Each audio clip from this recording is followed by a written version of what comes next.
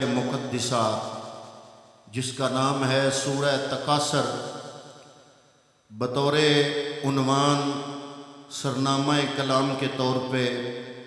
اپنی معروضات، اپنی گزارشات آپ کی خدمت میں پیش کرنے کے لیے بطور عنوان سورہ تکاثر کی تلاوت کرنے کی سعادت حاصل کی۔ اللہ رب العالمین سورہ تکاثر کے ان لفظوں کا صدقہ مرحوم کی بخشش و مغفرت فرمائے۔ اللہ نے ارشاد فرمایا، الہاکم التکاثر،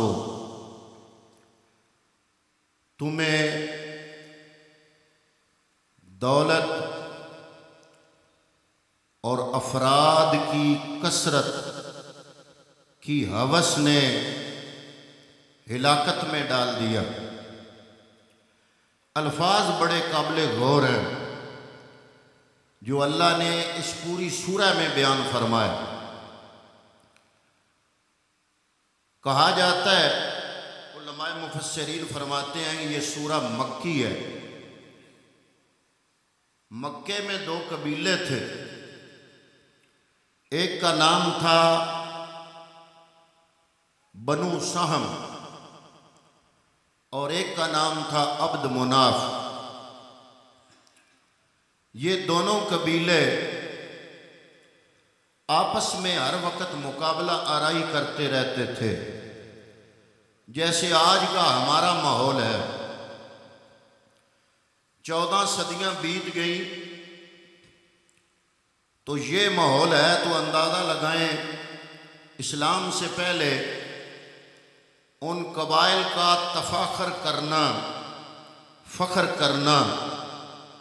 وہ کتنا زیادہ ہوگا آج کے زمانے سے۔ تو وہ بات بات پہ مقابلہ کرتے ایک دوسرے سے۔ ایک دفعہ ان دونوں قبیلوں کا مقابلہ ہوا۔ ایک قبیلہ کہتا ہے میرے پاس دولت زیادہ، دوسرا کہتا ہے دولت میری زیادہ۔ ایک قبیلہ کہتا ہے میرے پاس افرادی قوت بہت زیادہ، یعنی ہمارا قبیلہ نفری کے اعتبار سے تم سے زیادہ ہے، کثرت ہے زیادہ، ہمارے افراد زیادہ، قبیلہ بڑا ہے۔ اور دوسرا قبیلہ کہتا کہ ہمارا قبیلہ بڑا ہے۔ جب ان کا مقابلہ ہوا تو انہوں نے کہا کہ اپنے اپنے قبیلے کے بندے گن لو۔ اب اتنا مقابلہ بڑا کہ بنو سام نے اپنے بندے گننے شروع کر دیے اور بنو عبد مناف نے اپنے بندے گننے شروع کر دیے، حتیٰ کہ بندوں کی گنتی کرتے کرتے زندہ لوگوں کے علاوہ انہوں نے قبرستان جا کے قبریں گننا شروع کر دی۔ جب انہوں نے افرادی قوت کی کثرت کی ہوس کے نتیجے میں زندہ لوگوں کو چھوڑ کے قبروں کو گننا شروع کر دیا، تو اللہ نے اپنے نبی پر یہ سورت نازل فرمائی۔ فرمایا الہاکم التکاثر، تمہیں مال اور افرادی قوت کی کثرت کی ہوس نے ہلاکت میں ڈال دیا، حتیٰ زرتم المقابر، یہاں تک کہ تم نے قبریں دیکھ لی۔ تو علماء مفسرین فرماتے ہیں کہ یہ سورہ مقدسہ بنو سام اور بنو عبد مناف ان کے مقابلہ آرائی کے دوران شان نزول یہ ہے کہ اس وقت نازل ہوئی، لیکن اس کے مضامین تمام معاشرے کے جو لوگ ہیں، ان کے جو مزاج ہیں، ان کی عمومیت کو بیان کر رہے ہیں۔ ہمارے معاشرے کے عمومی مزاج کو اس سورہ مقدسہ کے الفاظ اپنے لفظوں میں بیان فرما رہے ہیں۔ حضور نبی رحمت صلی اللہ تعالیٰ علیہ وآلہ وسلم نے فرمایا، اے میرے لوگو، اے میرے غلاموں، اے میری امت کے لوگو، میرا کلمہ پڑھنے والو، بندہ ساری زندگی مال مال مال مال کے پیچھے بھاگتا رہتا ہے، پتہ نہیں چلتا زندگی کا توشہ کب ختم ہو گیا، آخری سانس کب آ گئی۔ فرماتے ہیں علماء کے کاملین کہ جناب اکثر ایسا ہوتا ہے، ہم بازاروں میں گشت کر رہے ہوتے ہیں، ہم تھڑوں پہ بیٹھ کے لا یعنی گفتگو کر رہے ہوتے ہیں، اور ہمیں علم نہیں ہوتا کہ وہ کپڑا جس سے ہمارا کفن بننا ہے، وہ کپڑا جس کفن سے نکلے گا، جس تھان سے نکلے گا وہ کپڑا، وہ تھان بازار کے اندر دکان میں پہنچ چکا ہے، وہ تھان بازار میں دکان میں آ جاتا ہے، اور اس تھان سے جن جن لوگوں کے کفن تیار ہونے ہوتے ہیں وہ لوگ دنیا میں غرق ہوتے ہیں۔ میرے پیغمبر نے ایک مرتبہ ارشاد فرمایا، صحابہ سامنے حاضر ہیں، حضور نے فرمایا ہے میرے غلاموں، جو حقیقت میں دیکھتا ہوں اگر تم دیکھ لو وہ حقیقتیں، جو موت کی حقیقت یا قبر کے حالات یا آخرت کے معاملات میری نظر میں ہے، اے میرے غلاموں اگر تم دیکھ لو تو دنیا میں ہنسنا بھول جاؤ، ہر وقت روتے رہو، ہنسو کم اور رو زیادہ۔ حضور نبی کریم صلی اللہ تعالیٰ علیہ وسلم کا ایک اور ارشاد ہے، آپ نے فرمایا کہ بندے جب دنیا میں غرق ہو کے مال میں اور کثرت افراد اور کثرت اموال اس کی ہوس میں پڑ کے اپنی دنیا میں مصروف ہوتے ہیں، حقیقت میں یہ ہوتا ہے کہ وہ حقیقت سے آنکھیں چرا رہے ہوتے ہیں۔ اللہ رب العالمین کی بارگاہ میں ان کو اندھا لکھا جاتا ہے۔ فرمایا وہ لوگ جو موت کی حقیقت کو بھول جاتے ہیں، آخرت کو بھول جاتے ہیں، اپنی قبر کو بھول جاتے ہیں، اپنے انجام کو بھول جاتے ہیں، میرے نبی کریم صلی اللہ تعالیٰ علیہ وسلم نے فرمایا رب کی نگاہ میں وہ دنیا کے اندر آنکھیں رکھتے ہوئے بھی آنکھوں سے نابینا ہوتے ہیں، جیسے وہ دنیا میں من کانا فی ہذہ الدنیا اعمیٰ کانا فی الآخرۃ اعمیٰ۔ میرے نبی نے فرمایا جس طرح وہ دنیا کے اندر اندھوں کی طرح زندگی گزار رہے ہوتے ہیں، انہیں حقیقت کا ادراک نہیں ہو رہا ہوتا، ان کی زندگی پگھل پگھل کے کم ہو رہی ہوتی ہے، ہر آنے والی سانس ان کو اپنی قبر کے قریب کرنے والی ہوتی ہے، لیکن کیا ہوتا ہے وہ اندھوں کی طرح دنیا میں زندگی گزار رہے ہوتے ہیں۔ فرمایا جو دنیا میں اندھا ہوگا حقیقت سے نگاہیں چرائے گا، موت سے نگاہیں چرائے گا، آخرت سے نگاہیں چرا کے دنیا کی مستیوں میں گم ہوگا۔ فرمایا رب کی بارگاہ میں وہ دنیا میں اندھا ہے۔ اگر جو بندے دنیا میں اندھے ہیں، فرمایا قیامت کے دن بھی ان کو اندھا کر کے اٹھایا جائے گا۔ حضور نبی کریم صلی اللہ تعالیٰ علیہ وسلم کا ایک خوبصورت بیان ہے، آپ نے ارشاد فرمایا بندہ دنیا میں کہتا رہتا ہے مالی مالی مالی، میرا مال میرا مال میرا مال، اس کو پتہ نہیں چلتا کہ جب اس کی آنکھیں بند ہوتی ہیں، بلکہ حضور نبی کریم نے ایک دفعہ ارشاد فرمایا اے لوگو اس بندے کے بارے میں تمہارا کیا خیال ہے جو ساری زندگی اپنے وارثوں کے مال کی درد میں اور اس کی حفاظت میں زندگی گزارتا رہتا ہے۔ عرض کیا گیا یا رسول اللہ وارثوں کے مال کا کیسے؟ فرمایا اس کا اپنا مال تو صرف وہ مال ہے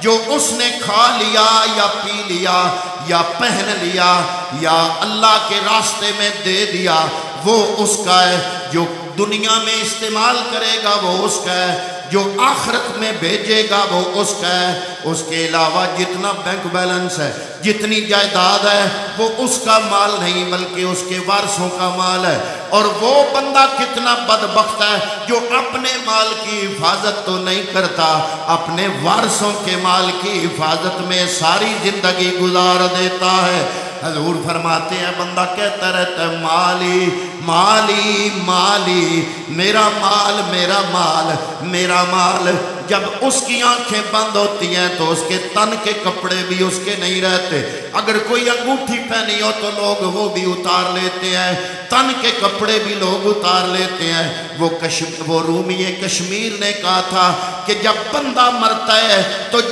جس اولاد کے لیے پاپڑ بیلتا ہے حلال اور حرام کی تمیز چھوڑ دیتا ہے، جس اولاد کے سکون کے لیے، جس اولاد کے بینک بیلنس میں اضافے کے لیے اپنا آپ جہنم میں گرا لیتا ہے، حلال اور حرام کی تمیز بھول جاتا ہے، فرماتے ہیں ساری زندگی اپنی اولاد کے مال کی حفاظت کرتے کرتے، گناہ کماتے کماتے جب اس کی آنکھیں بند ہو جاتی ہیں تو جن لوگوں کے لیے اس نے مال کمایا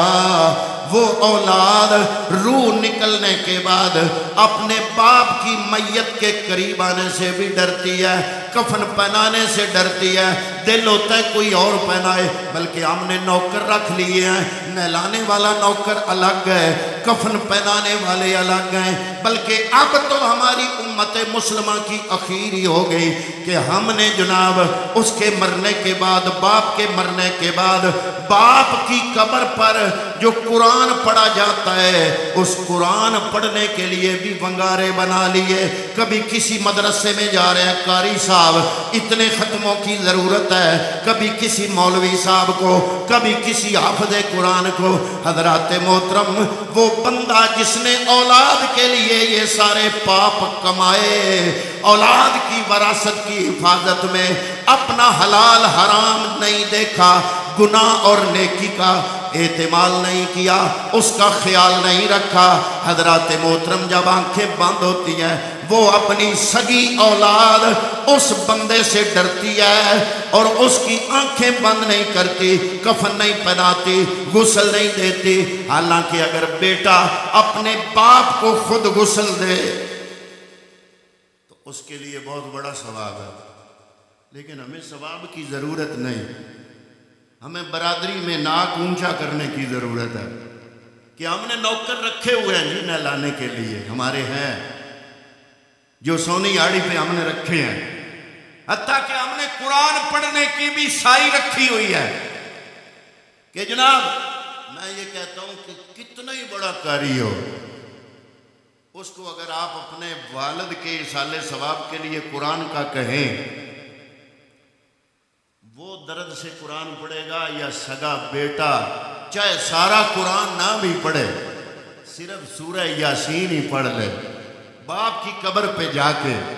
تو جتنی توجہ اور درد سے سگا بیٹا پڑھے گا اتنی توجہ اور درد سے کوئی دوسرا پڑھ سکتا ہے۔ میں یہاں پہ حاضر ہوں اپنی ڈیوٹی پوری کرنے کے لیے، دعا بھی کریں گے مرحوم کے لیے، لیکن جو اپنائیت مرحوم منظور احمد کے بیٹوں محمد نعیم اور محمد نوید کی دعاؤں میں جو اپنائیت ہوگی، جو درد ہوگا، جو خلوص ہوگا، جو خشیت ہوگی، جتنے درد سے اپنے باپ کی بخشش کے لیے وہ دعا کریں گے اتنے درد سے یہ پورا مجمع اور میں ہم سب دعا کر سکتے نہیں۔ تو حضرات محترم یہ ہماری بدبختی ہے کہ ہم لوگوں نے حتیٰ ہم لوگوں نے قرآن مجید پڑھنے کے لیے بھی نوکر بنا لیے۔ اللہ رب العالمین نے قرآن مجید میں فرمایا الہاکم التکاثر حتی زرتم المقابر، کثرت مال کی کثرت اور افراد کی کثرت کی طلب نے تم لوگوں کو ہلاکت میں ڈال دیا، حتی زرتم المقابر، یہاں تک کہ تم نے قبروں کو دیکھ لیا، قبروں کو دیکھ لیا۔ حضور نبی رحمت صلی اللہ تعالیٰ علیہ وآلہ وسلم ارشاد فرماتے ہیں، میں پہلے بھی حضور کے کافی ارشادات آپ کی خدمت میں پیش کر چکا ہوں، اگلا جملہ حضور نے جو ارشاد فرمایا نہیتکم عن زیارت القبور، میں تمہیں قبروں کی زیارت کرنے سے منع کرتا تھا، فزوروہا الآن فَإِنَّهُمْ تُذَكِّرُونَ الْآخِرَةَ، میں پہلے تمہیں قبروں کی زیارت سے منع کرتا تھا، نَهِيتُكُمْ عَنْ زِيَارَةِ الْقُبُورِ فَزُورُوهَا الْآنَ فَإِنَّهُمْ تُذَكِّرُونَ الْآخِرَةَ۔ میرے نبی نے فرمایا اب قبروں کی زیارت کیا کرو، کیوں؟ اس لیے کہ اب وہ تمہیں آخرت کی یاد دلاتی ہیں۔ اس میں علماء کرام نے اس کی تشریحات میں 2 پوائنٹ بیان کیے۔ پہلا پوائنٹ علماء محدثین نے یہ بیان کیا کہ حضور نے جو یہ جملہ ارشاد فرمایا کہ میں پہلے تمہیں قبروں کی زیارت سے منع کرتا تھا، اس لیے کہ قبرستان میں جتنے بھی لوگ دفن تھے ابتدائے اسلام تھا، اور قبرستان میں نبی کا غلام کوئی بھی دفن نہیں تھا، ابھی چند ہی نفوس قدسیہ تھے جنہوں نے کلمہ پڑھا تھا۔ قبرستان میں کوئی مسلمان دفن الا ماشاءاللہ، لیکن جب کثرت سے مسلمان ہو گئے لوگ اور باری باری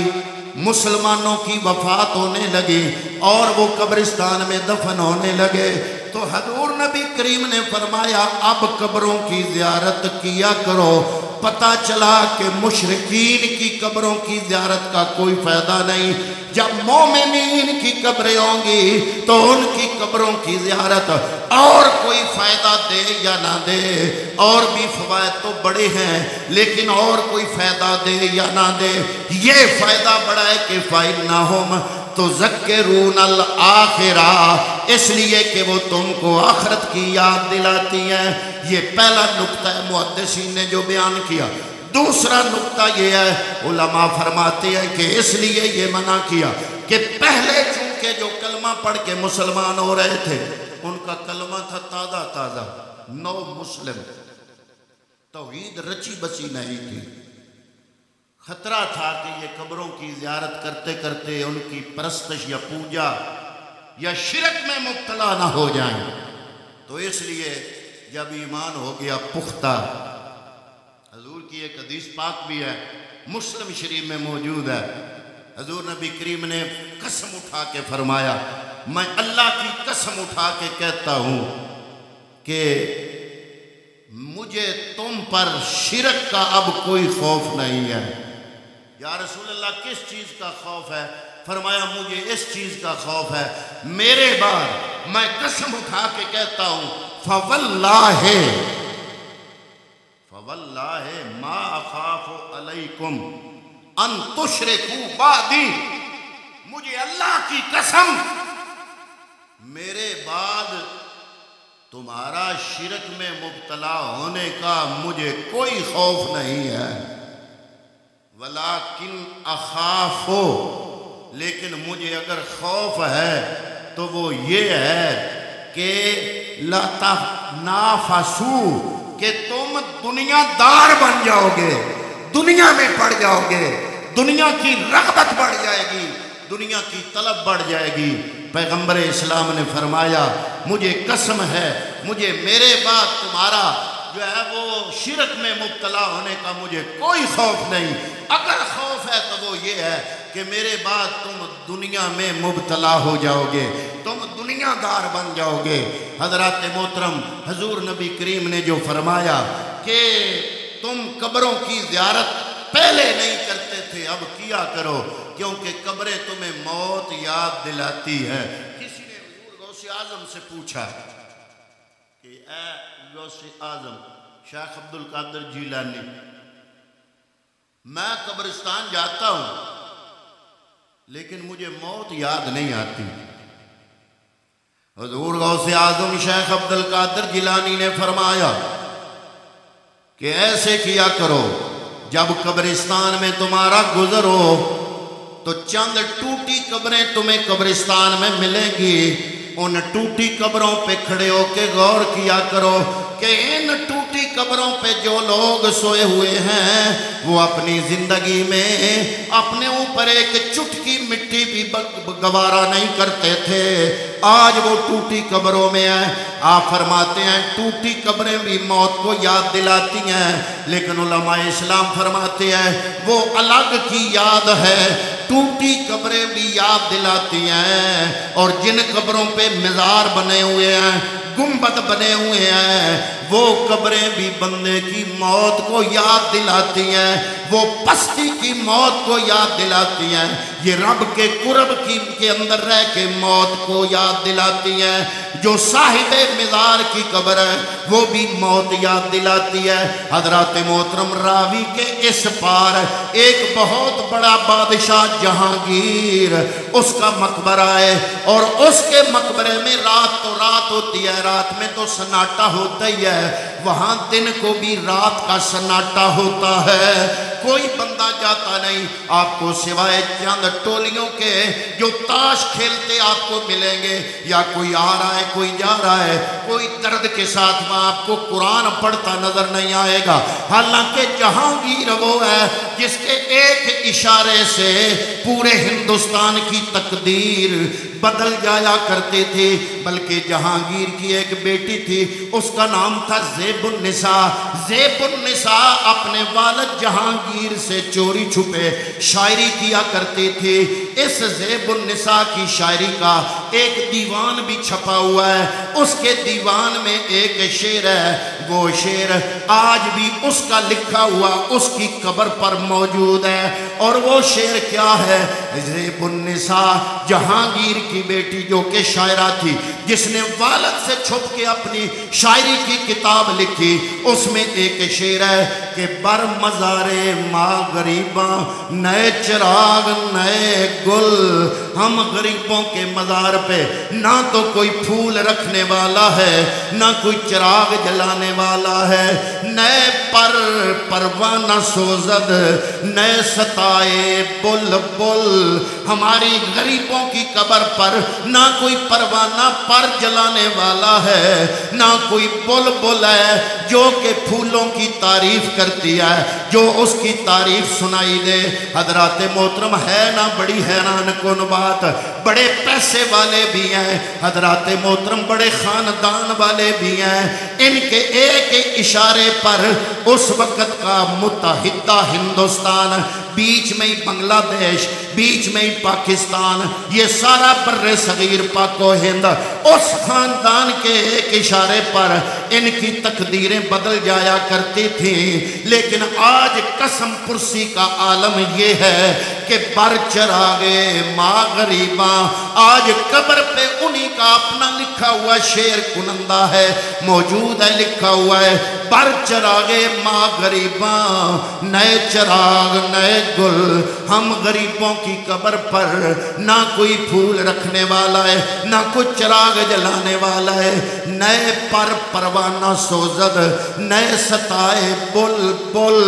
ना कोई बुलबुल तारीफ कर रही है फूलों की, ना कोई जनाब परवाना अपने पर जला रहा है। क्या वजह है, क्या वजह है? वक़्त के बादशाह थे, ये आलम हो गया। अगर आप रावी क्रॉस कर जाएं, रावी क्रॉस कर जाएं, आपको एक ऐसा मज़ार मिलेगा जिसकी पेशानी पे लिखा है गंज बख्श फैज़ आलम मजहरे नूरे खुदा, ना किसारा पीरे कामिल कामिलारा रहनुमा। कुछ लोगों ने इसकी पैरोडी करने की कोशिश की, लेकिन शायद उनको इल्म नहीं कि ये आम शायर का कलाम नहीं है, ये गालिब का कलाम नहीं है, ये नासिर काज़मी का कलाम नहीं है, ये किसी आम शायर का कलाम नहीं है, ये उस हस्ती का कलाम है जो चिश्तियों का शहनशाह है, जिसका नाम मोइनुद्दीन चिश्ती अजमेरी है। जिस मोइनुद्दीन चिश्ती अजमेरी ने हुसैन इमाम आली मकाम आपकी शान में शेर कहे तो वो भी अमर हो गए। आज हर बंदा पढ़ रहा है शाह अस्त हुसैन।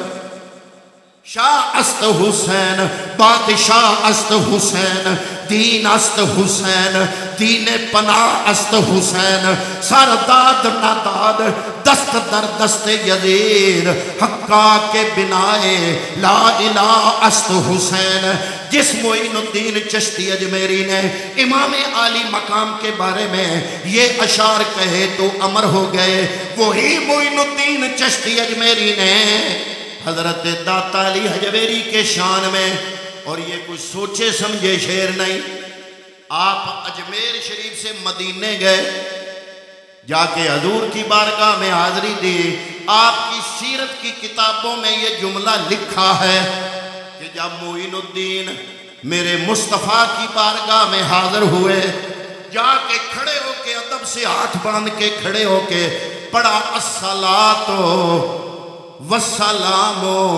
علیکہ یا رسول اللہ۔ حضرات محترم آپ بھی جاتے رہتے ہیں، میں بھی گیا ہوں، کئی مرتبہ گیا ہوں، آپ میں سے بھی کہ جن لوگوں نے عمرے پڑھے حج ادا کیے وہ جاتے رہتے ہیں، ہم بھی وہاں ہاتھ باندھ کے اپنے نبی کے روزے کے سامنے جالیوں کے سامنے کھڑے ہو کے درود و سلام پڑھتے ہیں، لیکن ہمیں جواب نہیں آتا۔ حضرات محترم معین الدین چشتی اجمیری کی سیرت کی کتابوں میں یہ جملہ لکھا ہے کہ جب معین الدین روزہ رسول پہ گئے اور پڑھا الصلاۃ والسلام علیکہ یا رسول اللہ، روزہ عطر سے آواز آئی وعلیک السلام یا شیخ المشائخ، اے پیروں کے بھی پیر، اے معین الدین میں محمد نے تیرا سلام بھی سن لیا، میری طرف سے جواب بھی سن لے، وعلیکم السلام، تم پر بھی سلامتی ہو۔ خواب میں مصطفیٰ کا دیدار ہوا، عرض کیا حضور کرم نوازی فرمائیے، کچھ عطا کیجئے۔ فرمایا تیرا فیض میں نے لاہور میں ایک علی ہے، علی، میں عموماً یہ جملہ بولا کرتا ہوں کہ ایک ہے نجف والا علی، ایک ہے لاہور والا علی۔ نجف والا علی اس نے اپنا فیض لاہور والے علی کو دیا، اور لاہور والے علی کا اگر یہ عالم ہے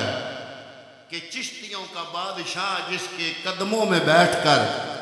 خیرات کی بھیک مانگ رہا ہے،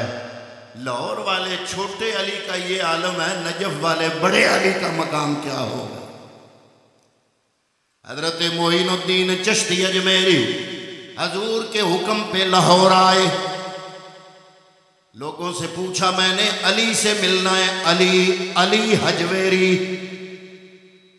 انہوں نے کہا تم لیٹ ہو گئے ہو، وہ تو فوت ہو گئے۔